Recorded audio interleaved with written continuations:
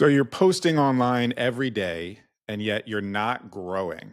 What seems to be the problem here? Well, largely the problem is that you need to be using the power of content collaboration. And that's why today I have on Ben Albert, who has his CAN system, which allows you to grow your audience online using the power of content collaboration. So, Ben, welcome to the show, man.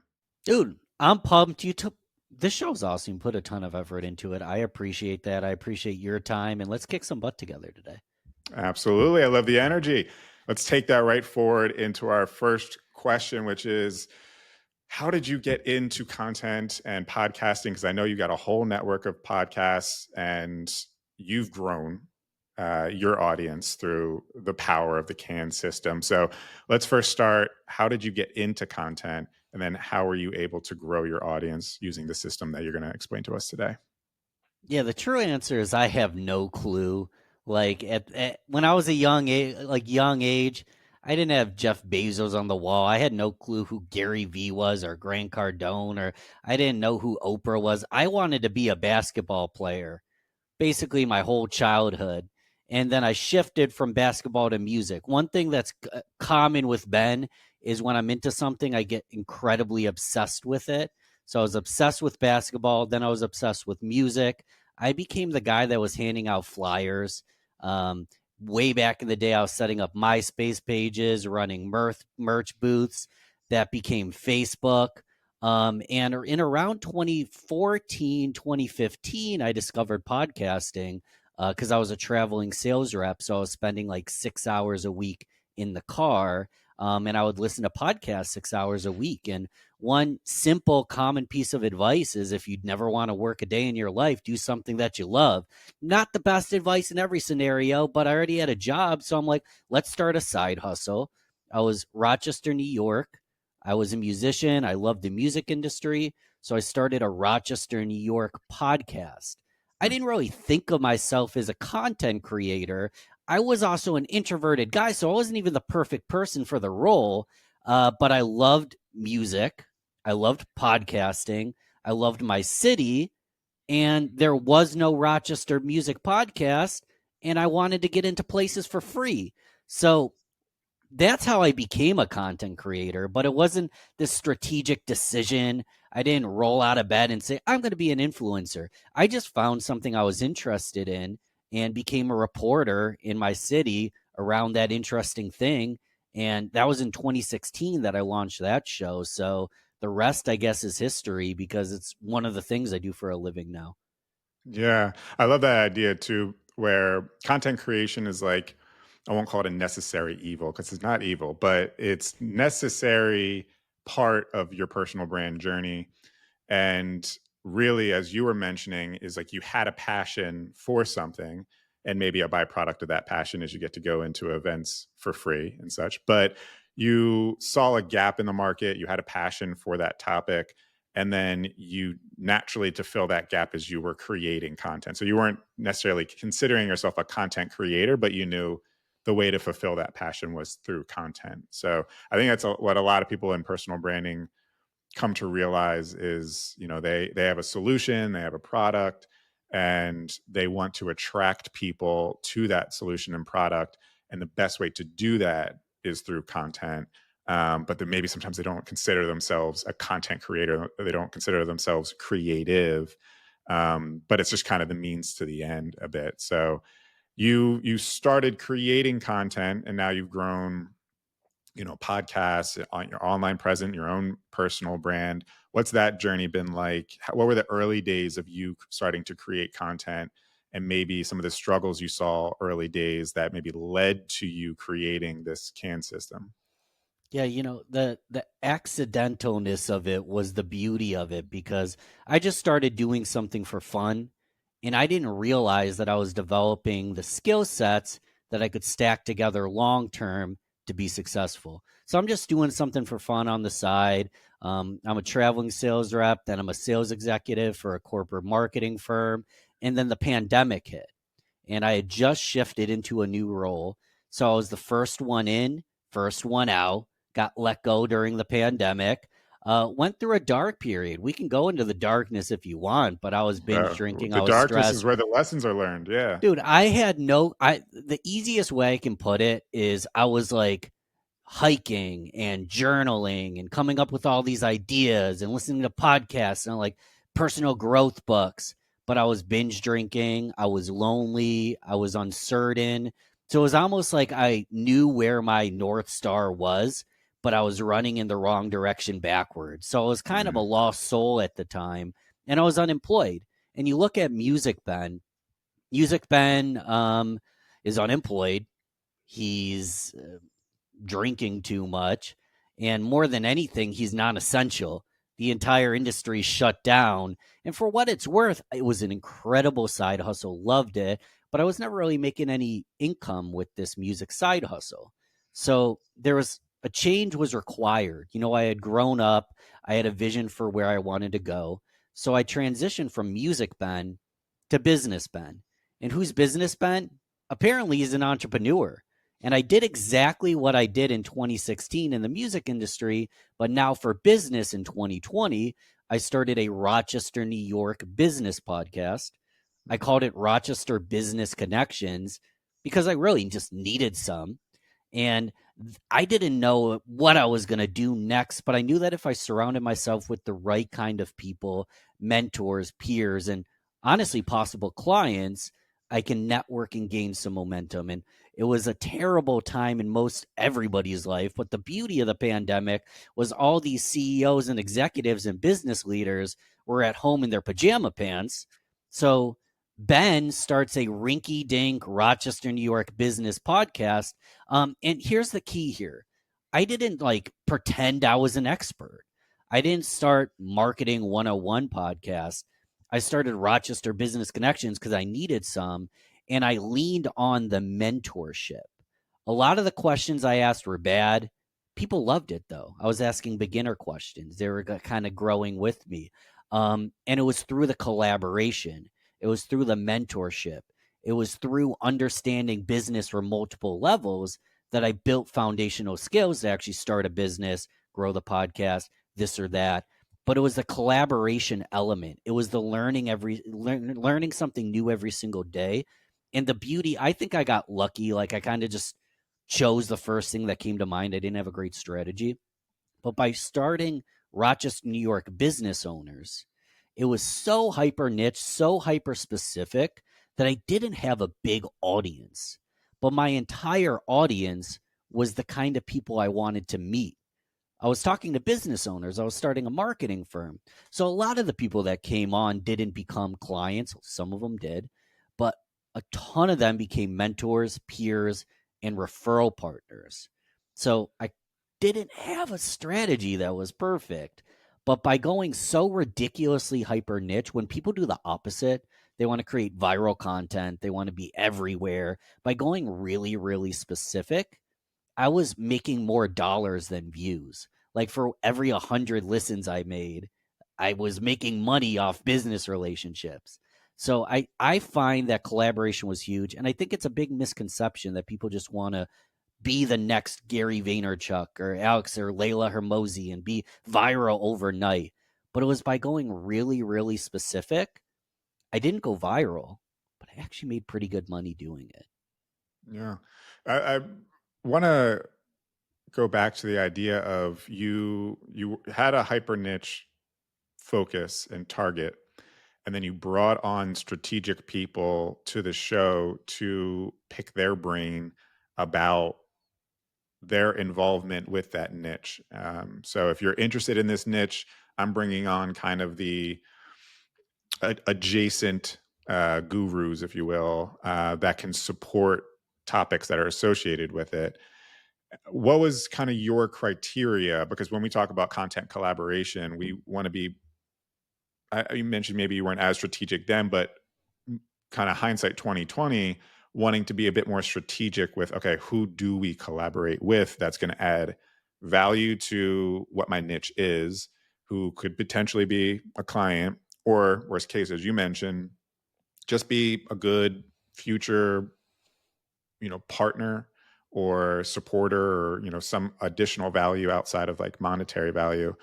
because, and I mentioned this because this is exactly what I go through with my podcast right now, right? Is, it's a guest podcast. I bring on people that I think are going to be able to support my audience, I'd be able to learn something, and it's all, personal brand adjacent. So what were some of your early day criteria for who you wanted to bring on as a guest? Yeah, so I'll explain what I did and I'll also explain what I do now, and they're both completely correct. So early on criteria, the more hands you shake, the more money you make. It was just spray and pray. I was a State University, New York, Brockport alumni. I was reaching out to SUNY Brockport alumni, business owners. And since it was specific, it was, hey, I saw you went to SUNY Brockport as well. Congrats on making it big time, launching a Rochester, New York business podcast. I think you possibly would be a great fit for that. And it was like an incredible success rate. I mean, not everybody wants to get on camera, but anyone with a little comfort would say yes. They're like putting their chips on the little guy. But what I did then was the more hands you shake, the more money you make. I did a 22 episode launch in November of 2020, an episode a day, all of November, Monday through Friday. Then I was doing 3 episodes a week, then 2 episodes a week, then 4 episodes a week. I was all over the place, but I was creating a ton of content. And I think this is a great lesson for a lot of the creators out there. Like, not all the content was perfect. Not all of it. I'm not proud. I'm not. I'm proud of all of it because it's part of my journey. But I'm not like sharing all the videos that I did. Like some of them were just not that good. But I Yeah. was getting in a lot of reps, and I would never replace that. I would still do that today, but what I would do now that I have a better understanding of it is I like to simplify this in the easiest way possible. So mentor of mine, James Altucher, talks about plus, minus, and equals. And I've applied this to podcasting. But a plus is a mentor. They're a coach. There's someone you're learning from. There's someone you're paying. They're honestly just the people you're subscribed to in your podcast app. Those are your pluses. A minus is either a mentee, an audience member, or a prospect client. There's someone that you're going to mentor, you're going to help. An equal is a peer to peer. It's a hive mind where you can be each other's board of directors, share information, share leads, share referrals, share best practices. So, again, the pluses are your mentors, the minus or your target audience, your mentees, and then the equals are your peers. If you draw a line down a sheet of paper, plus, minus, equals, you can write down the general profile of who you want to learn from, who you can help, and who your peer is. For example, in a crazy industry, if I'm a roofer, but I don't do siding, I want to know siding people. If I'm a landscaper, I do curb appeal, but I don't do the house. I don't do power washing. I'm going to want to know power washers. Those are my peers. And I make a list of the people in each category. And if I really know what I'm doing, I write down actual names, and those are my guests. Mm. Mentors, because the mentors teach me something. They also make me look good. I've had people, I don't know how I got him on the podcast, but Chris Doe, the future, who's brilliant, huge following, Jordan Harbinger. I've been listening to him since like 2006. These are people that have been on my podcast, never spent a dime on me, but they make me look good as mentors. My peers, we share information, we kind of build community together. And I bring on people that objectively I help business owners. So I bring business owners on.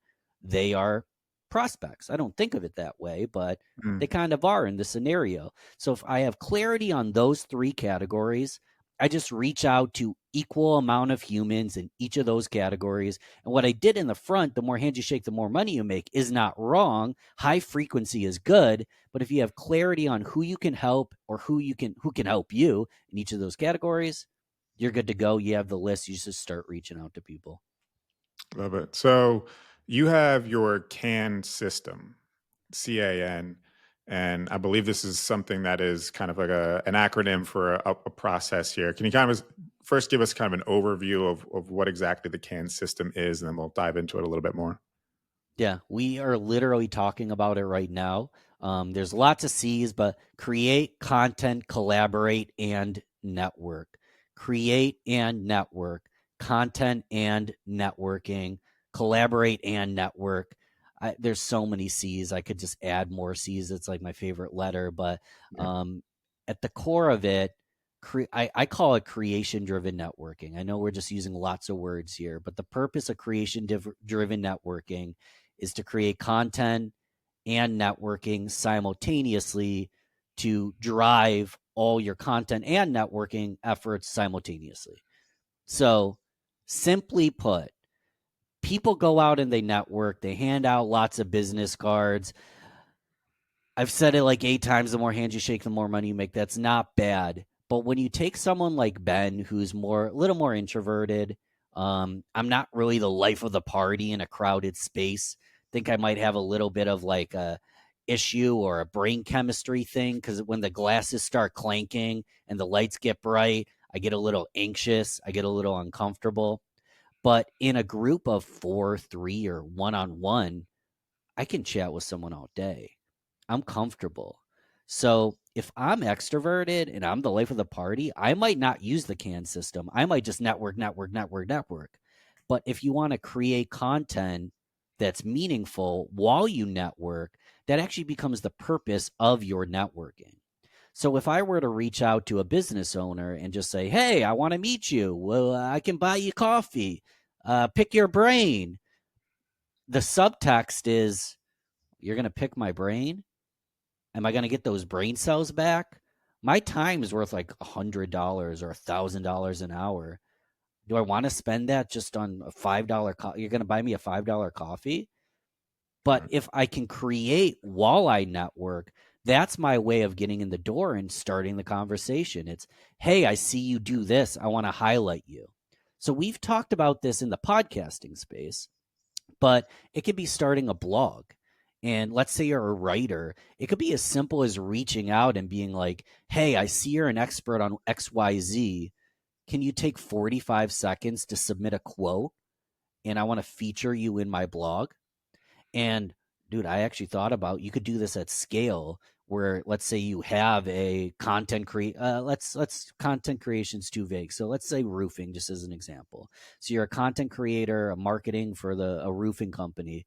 You reach out to all the roofing thought leaders, you start a blog around roofing, you get quotes from them. You can use chat GPT to help you write the blog, and then you feature them. Once you feature them, you share them the blog post, you share a graphic from the quote they provided, and you provide them a 3-step process of how to add it to their website and share it to their community. So we're kind of getting real meta, but you're building SEO, you're collaborating, you're building a relationship. And objectively, maybe this partnership could be a $40,000 deal. But even if it's not, you're creating content and networking.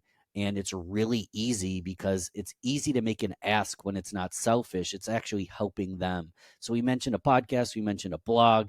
It could be anything. It could be an Instagram account where you take pictures of food, and then you find other photographers to become collaborators and bring posts into your account, pictures of food, and then you build your account of other people taking pictures.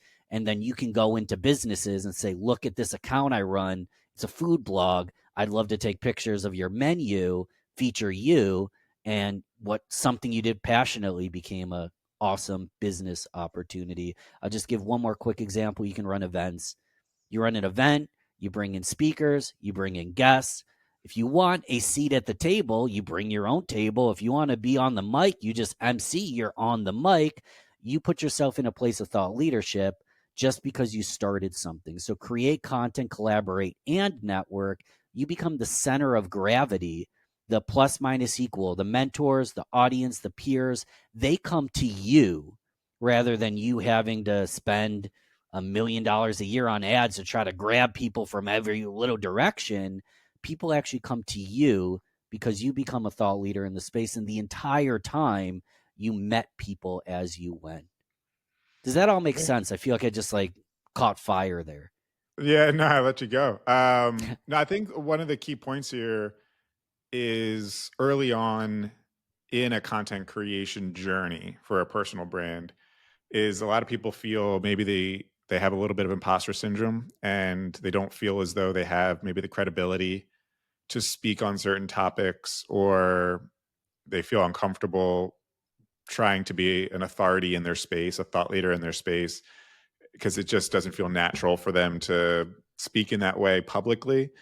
And so, whether you have the credibility and you just have some imposter syndrome with voicing it, or maybe you don't have the credibility yet, you don't have the experience, but you're trying to gain the credibility to piggyback off of others' credibility by through content collaboration is kind of like a cheat code there in a way. And so you're, as you mentioned, not only are you establishing strong relationships with thought leaders, gurus, whatever you want to call them in your space, but you're also now kind of hitching your wagon to their credibility wagon, if you will. So now your name and that guru's name is being mentioned in the same sentence or is on the same piece of content. And just by, you know, brand osmosis there, you're now seen as a bit more of a thought leader. Um, and you mentioned a few examples of ways that you could potentially do this. I mean, I've even thought about this. You know, ideally, there's people that I wish I could get onto this podcast. Granted, I never asked them yet, but I thought, you know, oh, maybe if they have, you know, they're too busy or whatever. Even just ways of like, hey, listen, I'm gonna send you 3 questions. When you're free, record yourself answering those 3 questions. I'll record myself asking those questions, and then I'll make a social clip and it'll be like we were on a podcast together. But we don't necessarily have to sync up calendars and you don't have to like come on for an hour and a half to talk or whatever. But we're collaborating through a content collaboration so that it looks as though this is like a joint effort or whatever, which it is. But I think there's creative ways to, again, establish that relationship, find creative ways to connect on content and hitch your wagon to someone who's credible in the space without having to like make a really big ask with, you know, an hour and a half of a podcast or something like that. Um, and yeah, like yeah, find creative ways. So I like kind of the different ways that you can collaborate with content. What's like what's the best way do you think, because if we were, you know, with personal brands, the sources that we're creating content usually online through social content, podcasting, maybe newsletters, like you just mentioned, a blog. What's the way, if we kind of have someone in mind that we want to collaborate with, what's kind of the best way to reach out to them to establish that relationship, especially if maybe we don't know them yet or have any connection with them yet, to get them to collaborate on a piece of content with you? So this is a big question. The core answer is it depends on the audience and it depends on who this person is. A more nuance to it is where do you look the best? If I have a big YouTube following, I want to attract them by using my YouTube. In my scenario, my LinkedIn looks pretty darn good. And by happenstance, LinkedIn's a very uncrowded platform where there's people that have 100,000 Instagram followers, but on LinkedIn, they have like 3,000 followers. They have no team members running their LinkedIn, and my LinkedIn looks kick butt. So when I reach out to them on LinkedIn, my Instagram doesn't look good at all. They're not even looking at that. But when I reach out on LinkedIn, it looks better than theirs. And it's not a competition, but they're like, oh, this person's legit. They have an audience on a medium that I don't have an audience. And it gets through to the person because it's an uncrowded platform. And the creators often monitoring that inbox on their own. So for me, LinkedIn works great. I actually say for most people, if you find that the person you want to reach out to has a LinkedIn account, it's a great place to reach out to for all the reason I just said. Generally, the person's monitoring their own their DMs. But again, like if you have a great Instagram, just send out a DM. My problem with Instagram is I feel like a lot of times they don't get through. If you can find their email online, send them an email. One thing I always like to do is I send the shortest pitches ever. And I always ask, like, what's the best way to like talk to your executive assistant or make an offer to do this with you? I give them the out immediately. And I actually ask them to direct me to their executive assistant. A lot of times it's the executive assistant already reading that message, but that's beside the point. And then when they give me the email of their executive assistant, I can take a screenshot of them giving me the email of the assistant, and then I get through to the assistant. Mm. So it's being concise, reaching out, preferably on an uncrowded platform. But another thing is like I'll reach out on every single platform. And a side point that's super valuable is you're not going to get your big name guests on the first ask. And if you do, you can leverage the heck out of it. But let's assume in most cases you don't know any gurus, you don't know any celebrities, you're starting from scratch. You're going to build momentum by creating a proof of concept, bringing on guests, bringing on collaborators, building a little bit of a personal brand. And then I scored Eric Sue, who's an incredible marketer. He co hosts a podcast with Neil Patel called Marketing School. Once Eric was on my podcast, I reached back out to Chris Doe, who never replied to my message, because I noticed that Chris Doe was on Eric's podcast, and it literally was released the exact same day that I released the episode with Eric. So I was like, Chris, oh my God, I don't mean to like be a stalker, but I just had Eric Sue on my podcast. I just watched your episode on his podcast, thought I'd give it another shot. And since Chris knows Eric, it's front of mind. I know Eric. I look a little cooler than if I didn't know any of these people. And he took that message. He took the call, jumped on the podcast. Then there's Jasmine Alec, who's like the best content writer on LinkedIn right now. He's growing crazily organically. Like no one's growing faster than him. I saw that he was on Chris's podcast. So when I reached out to Jasmine, or he goes by Hey Jay, when I reached out to Hey Jay, I name dropped Chris Doe. So it is kind of building a foundation that's strong from the ground up. It's creating a personal brand that's a proof of concept. And as you bring on cool people, as you prove yourself, you can use that as leverage to reach out to other people. And people are always like, well, how do you get Chris Doe on your podcast? It's not, it is kind of just reaching out, but it's building that foundation that when they look at the show, they're like, oh, this is a no brainer. And the behind the scenes truth is 9 out of 10 times, people don't ask for this long press kit, detailed metrics. They just want to see that it's going to be worth an hour of their time. They'll put their chips on you if you deliver. If you're good at, this is another just nuance. If you're good at you got to be good at what you do. If you Yeah. suck, they're going to think it was a waste of your time. Well, But they'll this put is their, kind of where I want to stay for a little bit too, because please. just to kind of, wrap on this concept a little bit is I've noticed, I'm early in my podcasting journey and I've only been doing this maybe 3 or 4 months now. And I've had some guests on that have larger LinkedIn followings. And what I like to do for every episode is I put a lot of value into the production value. And then as a thank you to my guests, is I provide them clips from the show. They're branded for brand science, but hey, like thank you. Here's like a really nice piece of you saying something super smart, and my guests are very thankful for that, and they'll post it on their LinkedIn. But I don't sometimes necessarily see an uptick in like views. Sometimes I do, but in like views or LinkedIn connections and all that kind of stuff.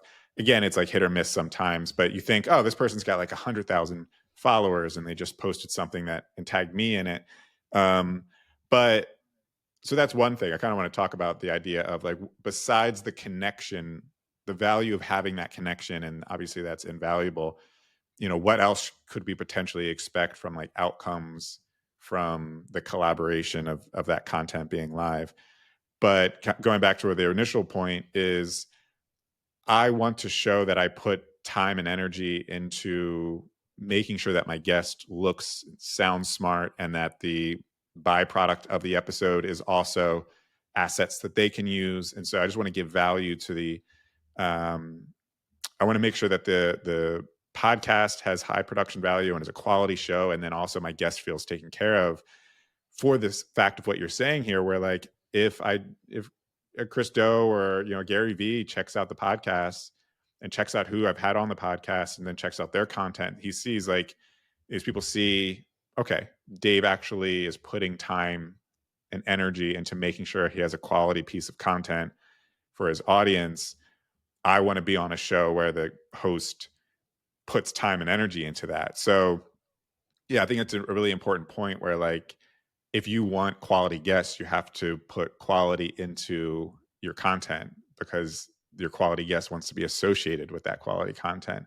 And I think that's kind of the honey that's going to attract those bees or those flies. So yeah, but go on what you were saying. That's I just wanted to inject that was something I've always kind of put forth for brand science. I mean, you're spot on. And I always say they haven't spent money with you, they haven't officially worked with you, but they know what it would feel like if they did. So it with that slant, it's like, do you want to look like you're not professional? You don't know what you're doing. You don't care about it. How is that going to seep into other areas of your business? So if you're a good host, you do the best you can, you do strong follow up, you provide assets, they're going to be like, I know what it's like to work with this person.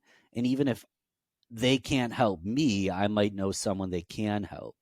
Another aspect I want to add that you didn't quite touch on, but is huge in branding, and you know this, is just lots of touch points. So part of my intake form, for example, is asking for their phone number. Now, I don't spam them, I don't share it, I never use it. But the morning the podcast comes out, I send them a few words.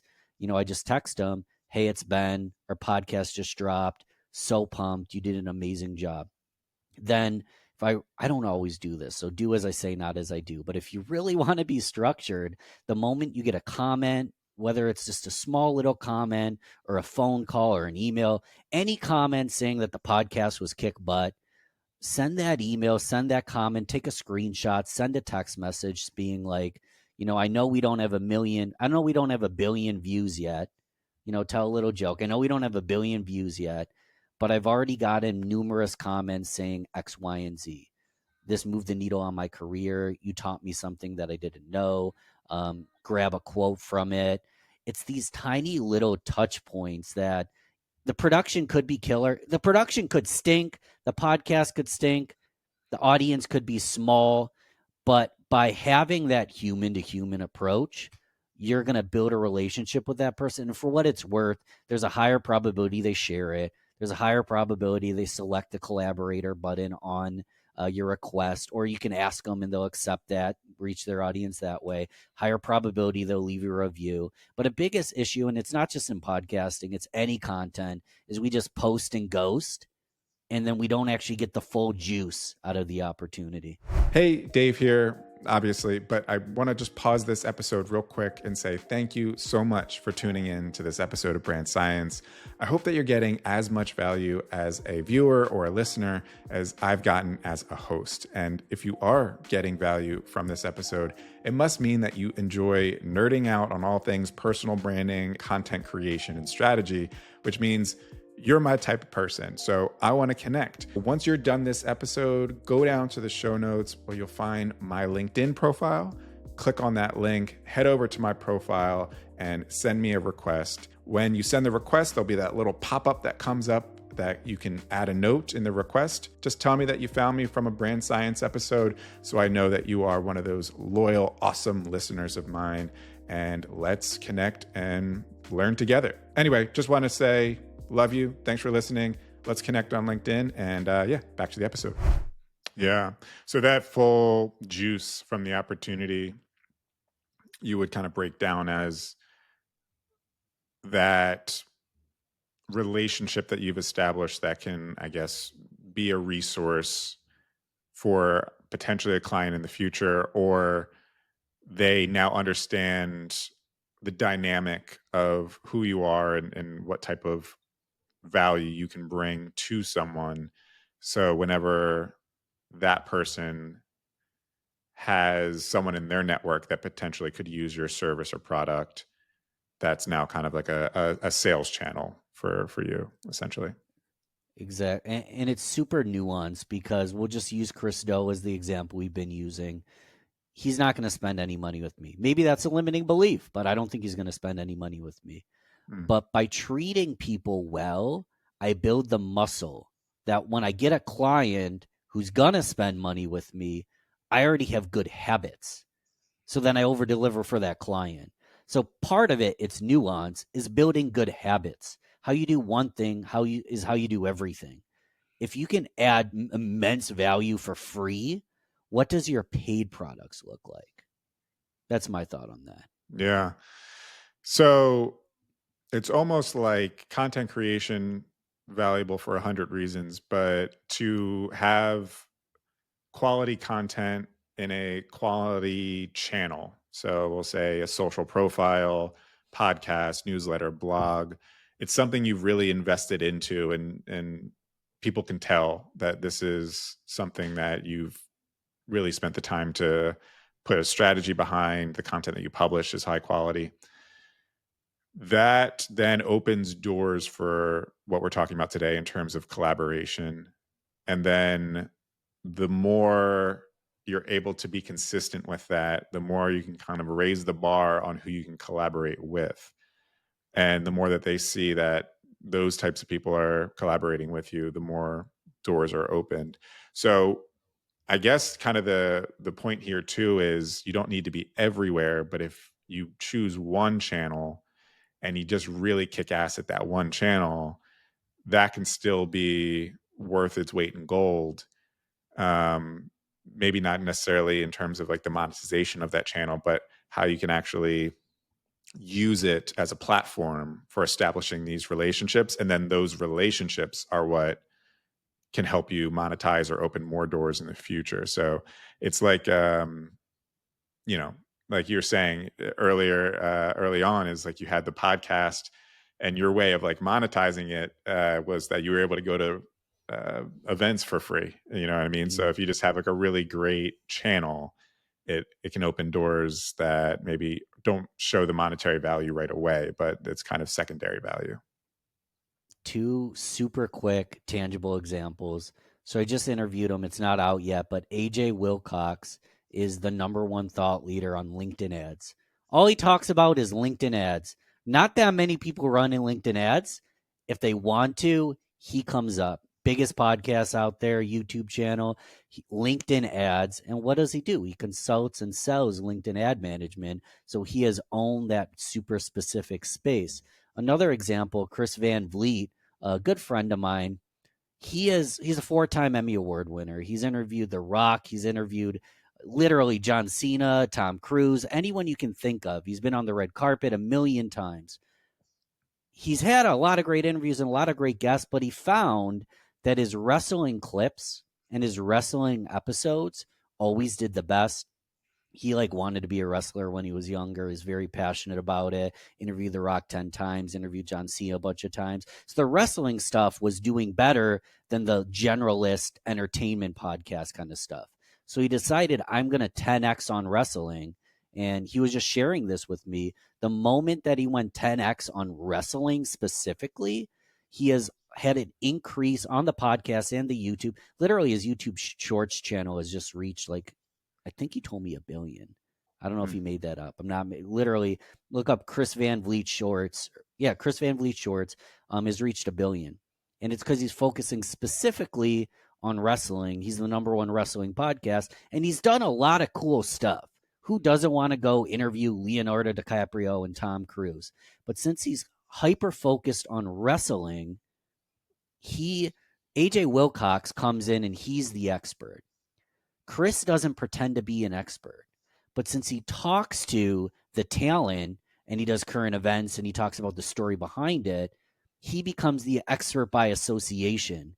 So these are two different strategies. It's I'm going to be the thought leader because I'm the expert, or I'm just really passionate about this.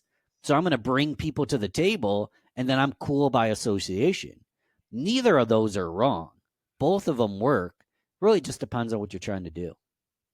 Yeah, I mean, I've heard when I started this podcast with inviting on guests so that they can express and describe or talk about their expertise.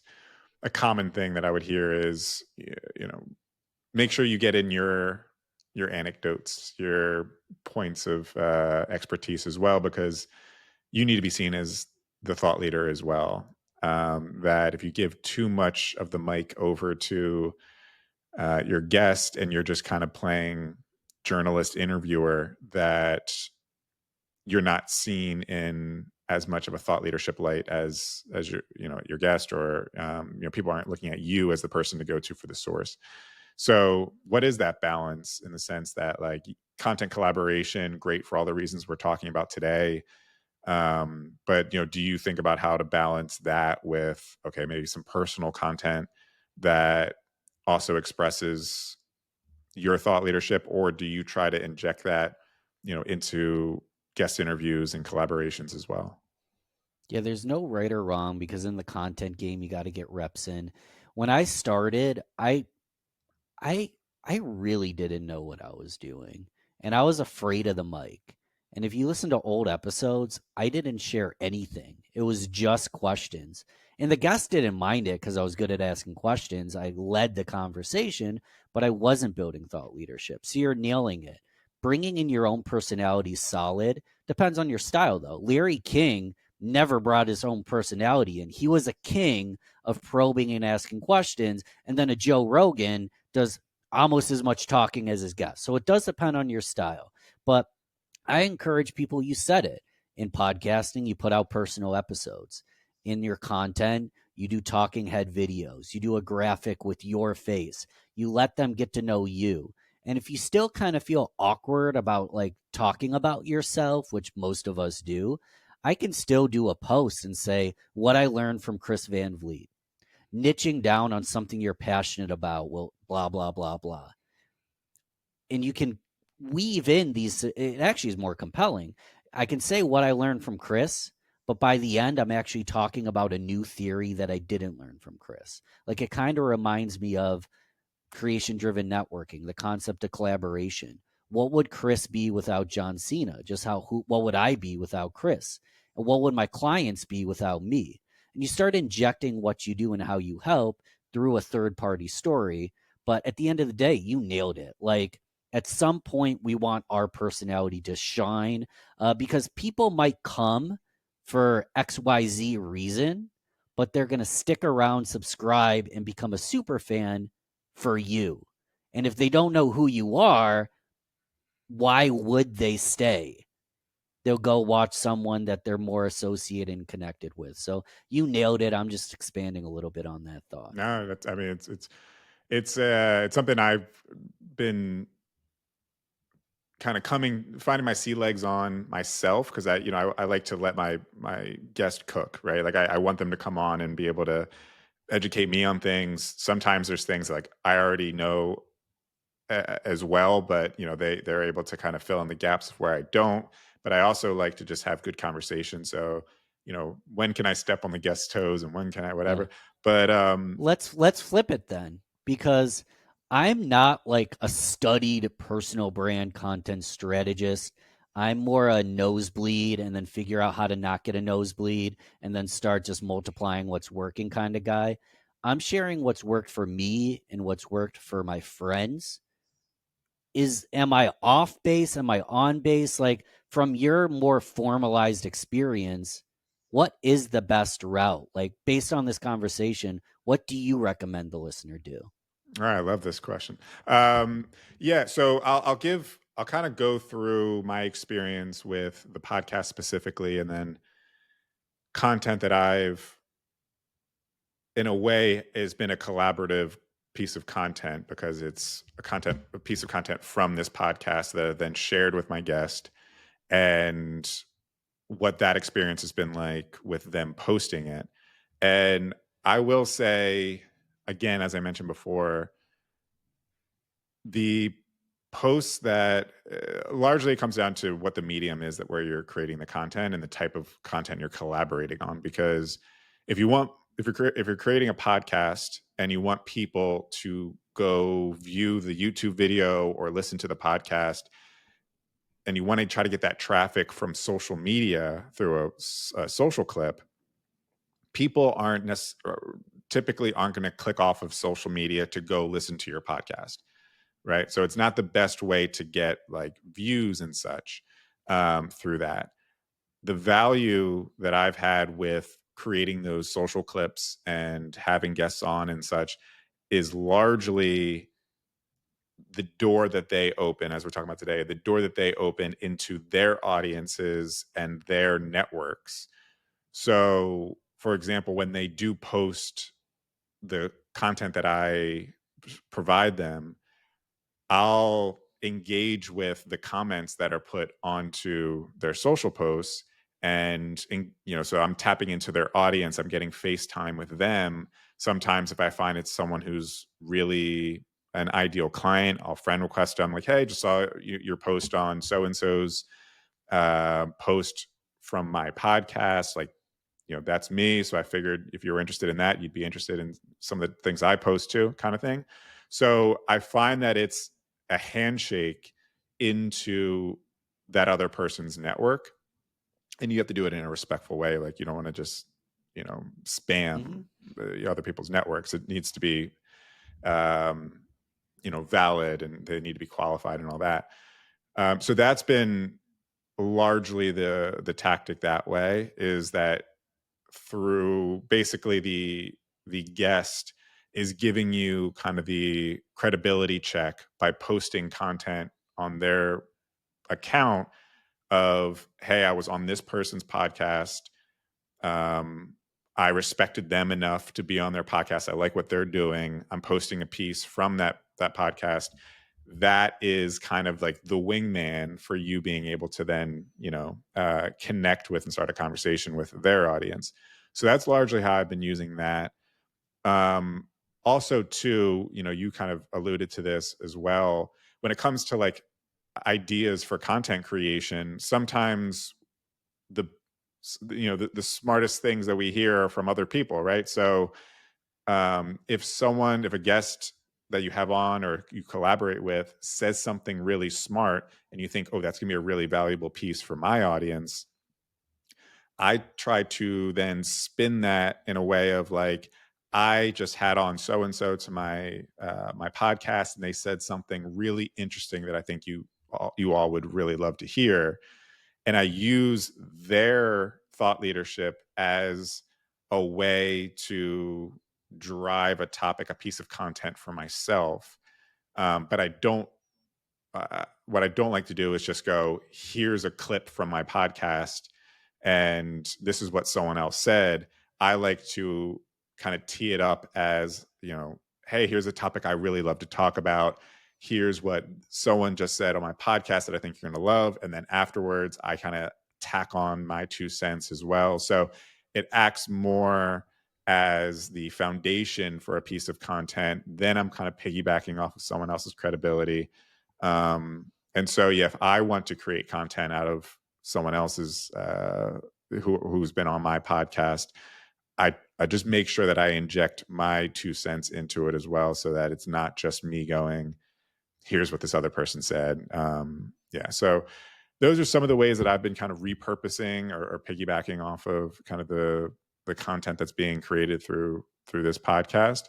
But again, largely, I think the value is less about like views and likes and all that.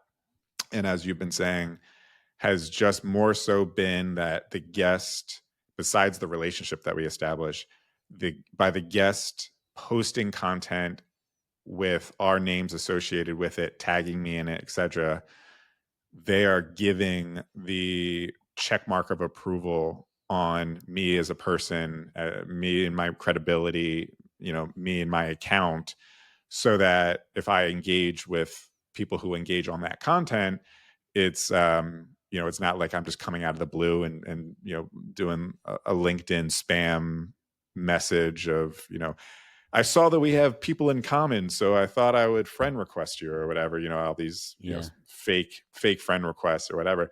That's the door. That's the handshake. That's happening. That's allowing me the right to be able to like establish that new relationship. So that's largely the strategy I've been going off of.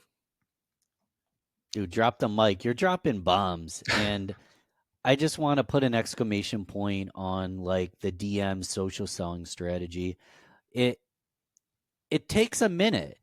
this isn't the spray and pray approach, but it's so true that if you post something and people are commenting, that is permission for you to click that, click request, click connect, and reach out and be like, thank you so much for being a part of my network. Really appreciated your comment on this. And the one thing I'd add is I always have something to invite people to. So there's a term I like to say, be the center of their gravity. Be the center of their gravity. And if you can do that and you have places you can invite them, and in the worst case scenario, if you don't have a free event, if you don't have much, you can invite them to check out something that you're consuming. Like, this is another great check out this podcast. Just like be the center of their gravity. So, what I would do in a scenario like that is, simple example. We'll just keep going to Chris Doe because this is an example. Post about Chris Doe. His fans all like, comment, this and that. I reach out to everybody saying like, so thank you so much for engaging. I too am obviously a fan of Chris. I think he's brilliant and I appreciate his work as well. Then I'll ask them a question like, what do you do? Tell me a little bit more. Like, I want to start a conversation. It's not all about me. Like, how'd you find Chris? Tell me a little about what you do. What piece of information was most valuable to you? I'll ask them a question. They'll respond to the question, and then often I'll inject that freebie. I'm not asking even for really much. I'm not asking them to buy anything, but my go-to is I have a mastermind community, and it's my community, and it costs money, but I like to bring in guests because I like to have an open door policy that come in, join a session, come see one of our speakers. Like, we just had Chris Van Vliet in the group the other day. Come see Chris speak. And if you'd like, I'd love for you to consider being part of the group. So I connect with them over a shared interest.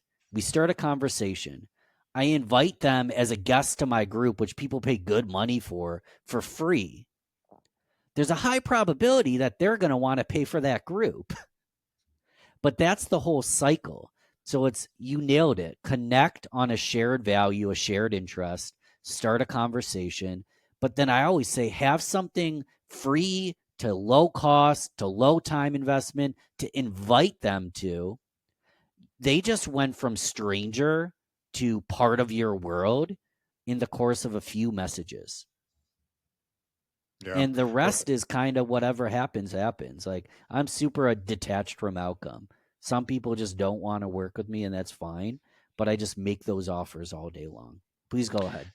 yeah, well, I was going to say it's like, a networking event where you do have that, maybe the speaker, the keynote speaker directly, you're kind of shaking hands with them, people around them kind of gather around them. And by you being associated with that speaker, it gives you the opportunity to be able to start shaking hands with, those other people that are around you. But the idea is you kind of want that next business card, that next step. You can't just shake hands and walk away, but some way to kind of go, hey, let's grab coffee, tomorrow or whatever, right? So this is kind of like your virtual coffee date, if you will, something that you can actually invite them to kind of follow up on the attention that you've gotten. Otherwise, it's just kind of a blown relationship. And Um, scalable. I just want to say it's scalable too, because I can't do a yeah, coffee date with everybody. But if I invite them to a virtual event with limitless attendees, I can invite as many people as I want to that. Or if I invite them to a free offer or a free video course or something, it's more scalable than sitting down and doing coffee with everybody you met at that event. yeah, that's one of the biggest things that I think I had a post about this the other day. Um, I did, yeah. It was something about my a post that I had. Was like, you've only got 2,000 views on that last video. And then what's 2,000 people? Well, that's like a stadium of people, Yeah, it's huge. an auditorium of people.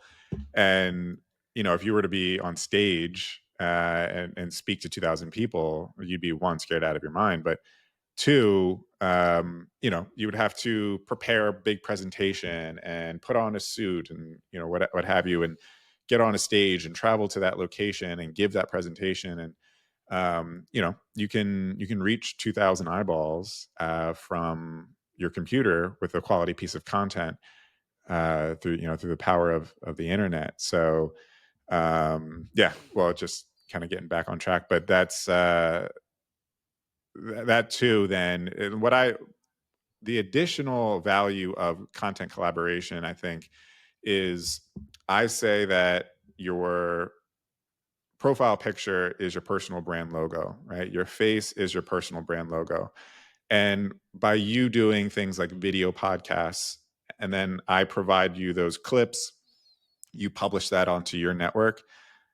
99% of the clips that I provide my guests, I'm not even talking in the video. Maybe I should find a few examples of me kind of like showing my personality to include into those social clips.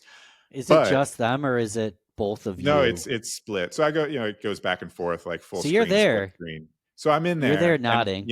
my mug shot right there is in there, right? So my logo is being circulated around the internet, essentially. Um, and so while I may not be saying anything, and when I say logo, yeah, I also have the brand science logo, but my personal brand logo, my face is still being circulated around.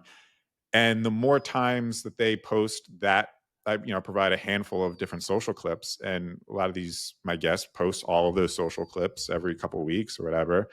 And the more they do that, the more my logo is being circulated around the internet, and that's face recognition. Not like technical face recognition, but from the individual's perspective, they are now going to recognize my face. So if I reach out to them through a friend request or they stumble upon my piece of content, they're going to recognize my face, recognize my logo, and they're going to feel as though they already know me. So that's the other thing is just the exposure, brand Mhm. awareness, brand exposure that you can get through it. And again, that may not show its head monetarily or from an ROI the moment they publish that piece of content, but through repetition of them posting that content, or even if they just see you once, like you just need to be kind of seen at least once, twice, couple times for someone to go, okay, I recognize this person, and I recognize that they are associated with the person that I value and trust. So just through osmosis, I'm gonna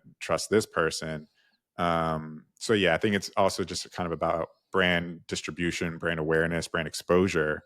And yeah, a lot of times that doesn't really show its head till later, but still is just kind of one of those, hidden values that eventually will, be an ROI for you.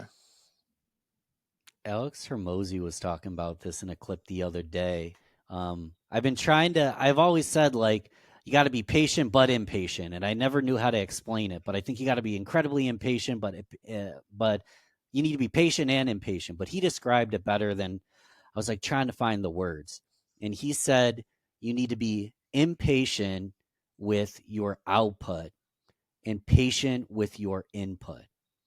Hmm. So impatient with your output, go, go, go, like success, reward, speed, shake hands, put out content, hit 400 people, 4,000 people every single day. Impatient with your output, outwork people, outrun people, outdo people, but you need to be patient with your input. And that's what you just discussed.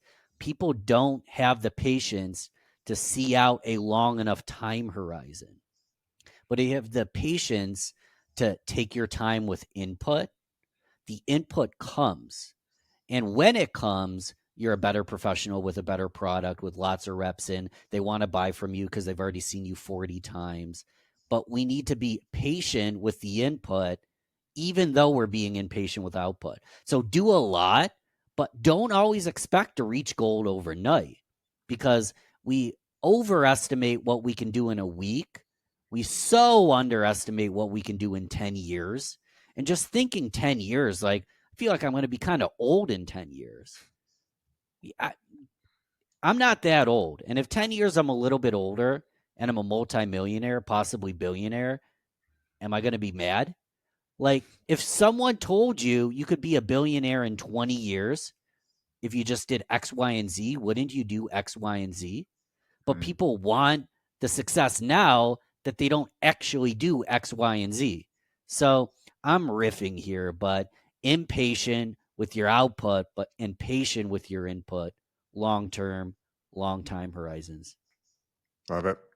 Well, I think that's a great way to kind of put a bow on what we've talked about today in terms of content collaboration for 100 different reasons, but largely being that you establish a relationship that is a keystone to and a springboard to 100 other pieces of value in terms of maybe a sales channel, maybe just a partner, a supportive partner, someone who can mentor you over time. So using a strong content channel that you invest quality and time into as your honey for kind of attracting the ideal people that you want to be working with.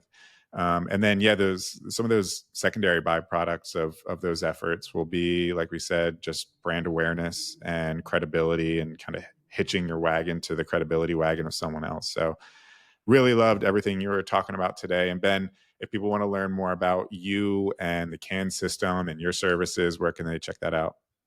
Well, first and foremost, I wouldn't be here without you.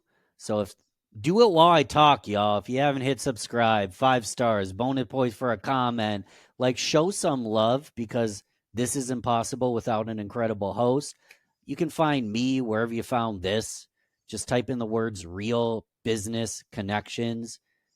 Google it, Real Business Connections. You'll find me, you'll find my podcast. But for what it's worth, Chris Van Vliet, Alex Hermosi, the future Chris Doe, any of the people we talked about today, go follow them. Don't even follow me. I don't even care. As long as you're getting the right information, I'm happy. So go keep learning, apply it, and show some love for your host because none of it would be possible. I just got to say that like 3 times. Like, I appreciate you having me on, man. I think there's a feature on here where I can make a horn sound and all that. I haven't figured it out yet, but if I knew where that button was, I'll be pressing it right now. We'll add it in post. But no, I appreciate the love, and yeah, I mean, as you know, running a podcast can be tough. So any support always goes a long way. So I appreciate it, Ben.